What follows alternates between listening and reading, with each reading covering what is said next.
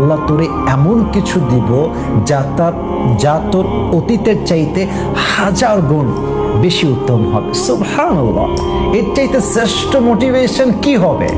আমি প্রায় বলি, যে চলে গেছে সে আমার ছিল না, আর যে আসবে সেটা আমার হবে। এবং যে আসলে থাকতে চায় সে 1000টা দোষ দাফন করে একটা গুণ দেখে থেকে যাবে, আর যে থাকতে চায় না সে 1000টা ভালো গুণকে দাফন করে জাস্ট চায়ের জায়গায় কফি আসলে আপনাকে ছেড়ে সে তার জায়গা মতো চলে যাবে। ভাইয়েরা আমার, প্রিয় বোনেরা আমার, যেটা আপনার হওয়ার নয় এটা আপনার হবে না।